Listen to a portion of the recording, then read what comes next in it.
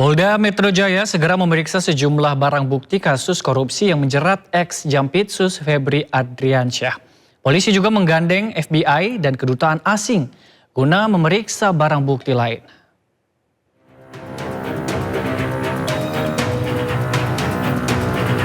Tim penyidik gabungan melakukan uji laboratorium terhadap barang bukti 74 kg keping emas yang disita dalam penangkapan perkara dugaan tindak pidana korupsi dan tindak pidana pencucian uang yang menjerat ex-Jampitsus Febri Adriansyah. Uji forensik ini untuk memastikan keaslian serta kadar dari kepingan emas tersebut.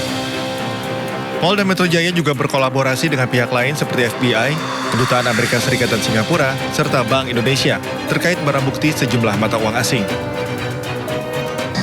Ini ada uang USD, SGD, rupiah, termasuk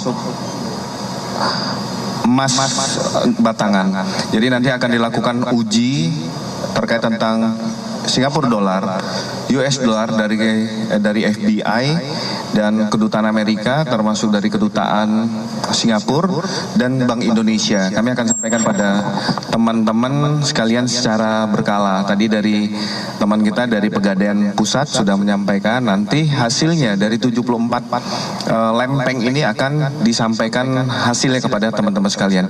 Ini merupakan suatu proses dalam penyerahan penanganan perkara lanjutan yang ditangani oleh Joint Investigasi kepada Kejaksaan Agung. Kolaborasi ini guna mempercepat transparansi dan akurasi tindak lanjut perkara. Pihak kepolisian menegaskan keterlibatan ahli sangat krusial dalam menentukan nilai komoditas barang bukti tersebut secara sah. Dari Jakarta, Tim Liputan iNews melaporkan. Sementara itu, Polri segera melimpahkan barang bukti kasus korupsi ex-Jampitsus Febri Adriansyah ke Kejaksaan Agung. Pelimpahan barang bukti akan dilakukan usai polisi melimpahkan perkara menjerat Febri Adriansyah ke Kejaksaan Agung.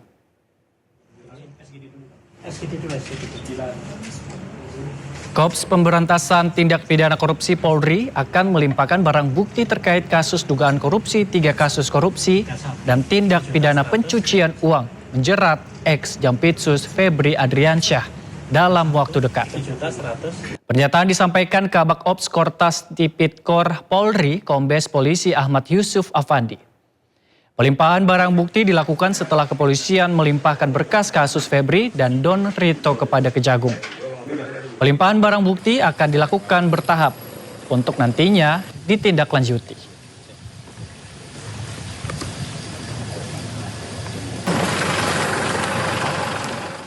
Seorang wanita di Bekasi, Jawa Barat menjadi korban penyekapan dan penganiayaan dilakukan seorang pria yang dikenalnya dari media sosial. Korban berhasil melarikan diri dalam kondisi penuh luka di sekujur tubuhnya.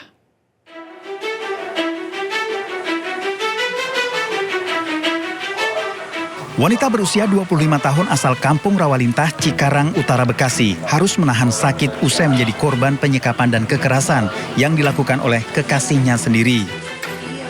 Pria yang dikenal melalui sosial media bermula saat korban menjalin hubungan asmara selama 1 tahun 6 bulan.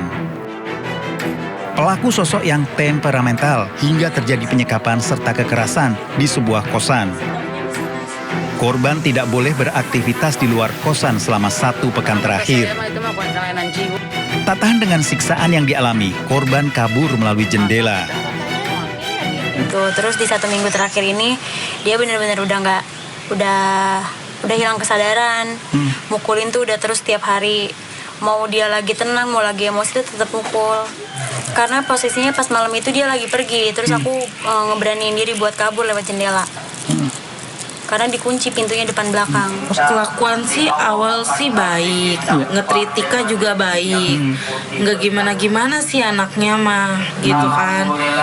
Ya pada umumnya aja, baik aja. Cuman ya akhir-akhir ini mungkin Tika sering kayak gitu, dipukulin, kayak gitu. Korban telah melapor ke kantor polisi dan ditangani unit TPA Polres Metro Bekasi. Dari Bekasi, Jawa Barat, Didi Cunaidi dan Agus Rohim iNews melaporkan. Pemirsa, waspadalah memperkerjakan pengasuh anak. Di Samarinda, Kalimantan Timur, seorang majikan kehilangan perhiasan emas dan berlian senilai 300 juta rupiah. Dan pelakunya adalah pengasuh anak di rumah pelaku. Ya, pemirsa, terdesak kebutuhan ekonomi, pengasuh anak tega mengkhianati kepercayaan majikannya. Pelaku telah bekerja 3 tahun, mencuri perhiasan emas dan berlian. Untuk menghindari kecurigaan, pelaku mengambil perhiasan bertahap selama 3 bulan. Aksi pelaku terbongkar setelah korban menyadari koleksi perhiasan miliknya hilang, lalu melaporkan kasus ke Polsek Samarinda Kota. Pelaku mengaku menjual perhiasan korban ke toko emas di Jawa Barat seharga 80 juta rupiah.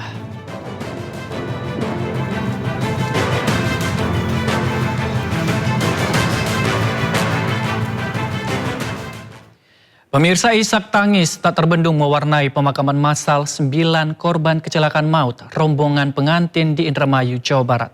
Seluruh korban dimakamkan di pemakaman umum berbeda.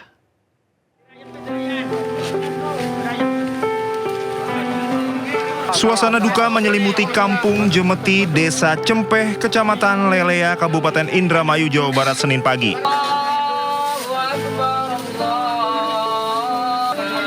Sembilan warga yang menjadi korban tewas dalam kecelakaan maut Indramayu dimakamkan di 4 tempat pemakaman umum yang tersebar di desa tersebut. Sejak pagi, keluarga korban bersama warga dan perangkat desa bergotong royong mempersiapkan seluruh rangkaian pemakaman. Dari 9 korban meninggal dunia asal desa Cempeh, 3 diantaranya merupakan balita dan anak-anak. Mereka menjadi korban setelah ikut dalam rombongan pengantar pengantin bersama orang tua mereka saat terjadi kecelakaan di jalur Pantura Indramayu. Pihak keluarga mengaku sempat merasakan rombongan berangkat. Padahal udah dilarang sama suaminya, sama bapak tuh jangan ikut, tapi memaksa dan ikut. Sempat gonta-ganti baju berarti ya? Sempat gonta-ganti baju, 2 kali ganti baju.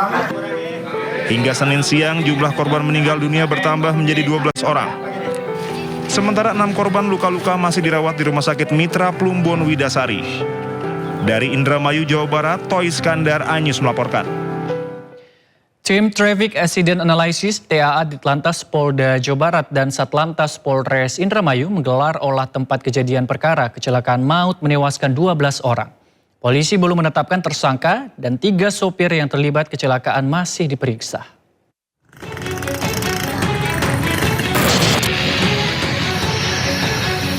Tim Traffic Accident Analysis TAA Ditlantas Polda Jawa Barat dan Satlantas Polres Indramayu menandai setiap titik di lokasi kecelakaan maut jalur Pantura Kiajaran Kulon Indramayu, Jawa Barat, Senin siang. 3 kendaraan dilibatkan dalam olah TKP untuk memperagakan kondisi sesuai dengan peristiwa kecelakaan maut yang terjadi Minggu sore. Polisi menandai titik henti mobil pick-up yang mengangkut rombongan pengiring pengantin saat hendak putar arah di jalur Jakarta menuju Jawa Tengah. Titik tabrak belakang mobil yang mengangkut rombongan pengiring pengantin oleh truk box juga ditandai hingga mobil terdorong ke jalur berlawanan dan diterjang truk yang melaju dari jalur Jawa menuju Jakarta. Sebaran titik jatuhnya korban juga menjadi fokus polisi dalam membedah penyebab pasti kecelakaan. Selama proses olah TKP, lalu lintas jalur Pantura dihentikan sementara. Jawa Barat dengan tim TAA hadir di sini untuk melaksanakan olah TKP secara digital dan ilmiah untuk bisa mengungkap kira-kira apa penyebab dari kecelakaan tersebut. Dalam olah TKP, polisi menggunakan teknologi terkini untuk membaca gerak kendaraan. Seluruh sopir yang terlibat kecelakaan masih diperiksa intensif. Hingga saat ini polisi belum menetapkan tersangka kecelakaan maut yang menewaskan 12 orang. Polisi juga mengimbau agar warga mematuhi mobil bak terbuka hanya untuk mengangkut barang, bukan orang. Dari Indramayu, Jawa Barat, Toy Iskandar, iNews melaporkan.